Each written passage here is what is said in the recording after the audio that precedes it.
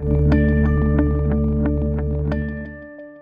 Jason Stipp from Morningstar. Recent data indicates that the economy is doing better than most people expected recently, but the fiscal cliff headlines still loom, and the market is still upset about all the negotiations in Washington. So will the fiscal cliff debate throw off what is a stronger economy today? To give his insights is Morningstar's Bob Johnson. Thanks for joining me, Bob. Great to be here. So you don't want this to get lost. We got data this week that shows the economy was stronger than just about everyone expected in recent times, but the fiscal cliff headlines still dominating, still upsetting the market. Let's talk about some of the things that looked better than they looked before. We already talked about housing this week, and we know that that market is still doing well, but we got some more data this week. GDP, third revision, a lot higher than everyone thought it was going to be. Yeah, we came up over 3%, 3.1% in terms of GDP growth. And it was a nice across many categories did better. A couple consumption categories, imports, exports, all looked better. So I really like that number was over 3%. That's one of the best numbers of the recovery, by the way. And I think everybody was very fearful. The bad thing about the 3.1 is it means the fourth quarter is going to be a tougher comparison. That's the bad news. And do you think that it will be a tougher comparison, that we will come down from that 3.1%? It will come down. We won't match the 3.1%.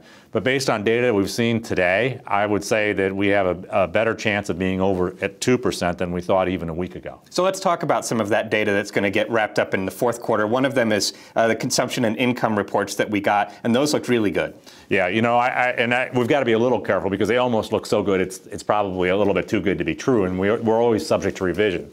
But we had a 0.6% growth in spending and an 0.8% growth in income in November. That's for 1 month. That's not year over year. So you annualize those numbers and you get numbers that are kind of between 7 and 10% for year over year growth, adjusted for inflation. Those are huge numbers, best of the recovery type of numbers. Now, some of it's obviously because somehow they missed something with Sandy and then things bounce back really sharply.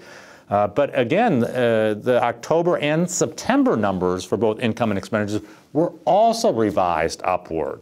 And so that's kind of the real interesting thing. Usually, sometimes when you have the really good numbers, it's because, well, they made the other numbers look worse. But they made the Sandy impact in October quite a bit less. And even September was a little better. And that crept into the GDP report we saw, too. So these numbers are giving us a good amount of momentum then going into December, the last month of the fourth quarter. What kinds of bad news would we have to see in December to really counteract this good news that we had from the prior months here? Well, you know, if we ended up where income and consumption was flat in December, adjusted for inflation, compared to November, we would still have well over 2% growth in consumption. And that's compared to, say, it was about 1.6, I think, in the third quarter and 1.5 in the second quarter. So some pretty strong acceleration in consumer spending without any improvement from the November level. I'm not saying anything heroic. And then on top of it, helping them lower gasoline prices, mean a lower inflation rate, which means that we may even have a deflation number. And whatever the number ends up to be, we might add 1/10 to it. Last piece of news that we got today came out early, actually. It was expected next week, is durable goods. What did that tell you? It was stronger than expected as well. Yep. Now, remember, the consumer is the big thing. That's what we really care about. And that's why today's report was so dramatic and why everybody is racing to the drawing board to raise their GDP estimates for the fourth quarter. But business and investment spending is also 15% of GDP, probably the next largest category. And you know, everybody was fearful, you know, with the fiscal cliff hanging over our head, and there was some talk that businesses were cutting back. Lo and behold, orders have been up for 2 months in a row now in terms of business capital spending. The shipments, which is actually the number that goes into the GDP, was revised up for October, and November looked better as well. So it now looks like, instead of being a detractor from GDP in the fourth quarter, business investing spending will be a contributor. So we're building up a nice head of steam, I think, with better than expected economic results, but we still do have this wrangling going on in Washington. So first of all, I want to ask you, will this head of steam, it's putting us in a better position going into these negotiations, even though the outcome of those negotiations, it's still yet to be known. I'd rather be going into this with a strong economy than one that's already falling apart. Right, exactly. So where we stand right now, there's still back and forth, there's still wrangling. Do you think that they will get a deal done before January 1st? And secondly, do you think it matters if they get a deal done before January 1st? You know, I'm not as confident as I once was. I do not think they'll get something by the end of the year. I think they'll get something early in next year, but I don't think they'll get it maybe by the end of the year. And my reason is that for a while, I think it looked like we had a case where it was all about the tax rate, and it looked like, you know, that would be easily solvable. Now we brought it back to there's spending questions. Okay, we're going to potentially raise taxes, but on the other hand, we need to cut spending, and now that's going to require a little bit more negotiations. It's not all about taxes. It's about spending too. Okay, so we have talked before about we were measuring the fiscal cliff. How big was that whole amount of spending cuts and tax increases? And it amounts to $700 billion if they can't reach a compromise. Correct. One of the important points you've been saying about this, though, is if they don't reach that compromise by January 1st, that whole $700 billion is not wiped away immediately. That's correct. I mean, some of it comes over time. I mean, 110 billion of it is, of the 700 is sequestration. And I mean, again, government agencies being what they are, the cuts will tend to come later in the year, not all on January 1st. It doesn't say stop spending January 1st.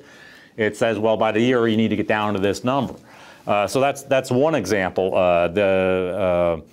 The taxes on investments, which are going up in a couple of different ways, those you get paid with your 2014 taxes in April. So those might make some difference in the way you think about things, but the actual payment of the taxes happens much later.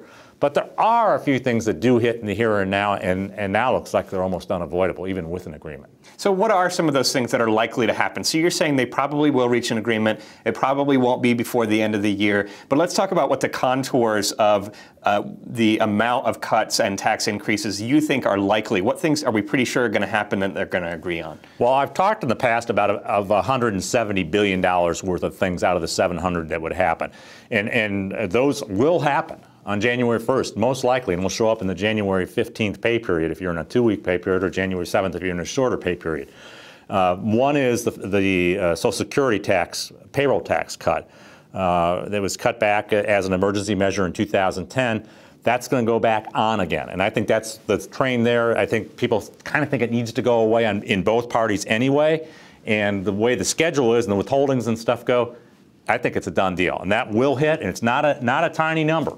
Okay, so we're going to get that. So 170, though, you actually think that from some agreement, we're going to have a higher hit than that original 170 that you thought was probable. What's behind that? Why do you think that we're going to have more of a cliff, so to speak, than maybe you thought before? Yeah. Number one, I would put there the Bush tax cuts being extended. I thought maybe they would agree on it for everybody, and maybe just on some very, very, very small group would get a little bit of an increase. You know what, for now, I think I'd be a lot safer assuming that people over, say, 250, 300, 400,000 do get stuck with the higher tax rate.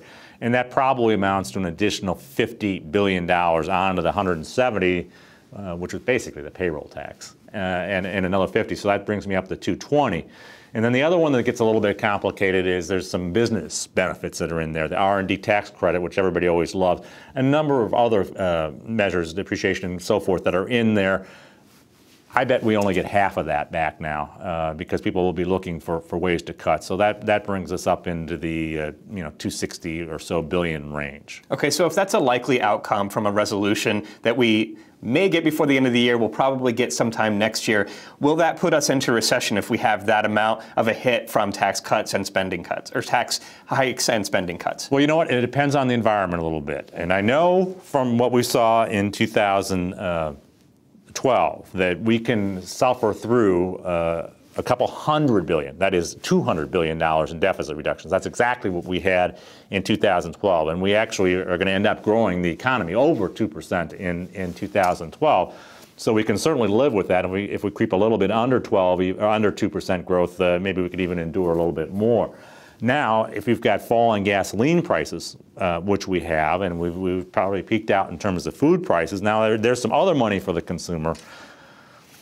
We're pushing it, but 260, 270, my mind, we can endure. And we'll still probably get something relatively close to my 2% growth. Now, if we completely drive over this cliff, nobody talks to anybody, and all 700 happen somewhere during the course of the year, we will dip into a recession. So the bad news is, at least in the short term, the cliff is probably steeper. It's not really a cliff, but the amount of spending cuts and tax raises that we'll see is going to be steeper than maybe we thought before. The good news is the economy seems to be going into this environment in a better shape than we thought before. So hopefully those two will counteract and counterbalance each other to some extent, and we can make it through next year without dipping into recession. Absolutely. That's what my belief is.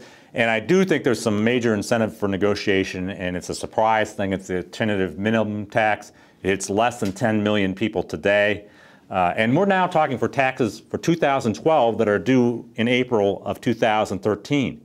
People aren't going to be able to file the taxes because they're not even going to know if they're subject to this tax. We're literally going to have to come out and say, gee, you may have your W-2, but don't file your taxes because you may get nailed by the AMT unless we solve this thing. And then you have to refile your tax returns and send in more cash.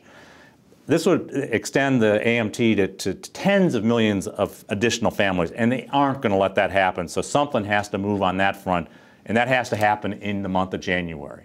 Okay, Bob, a lot of moving parts here. Economic data still wrangling in Washington, but thanks for helping us take a step back and get a sense of the landscape. Thank you. From Morningstar, I'm Jason Stipp. Thanks for watching.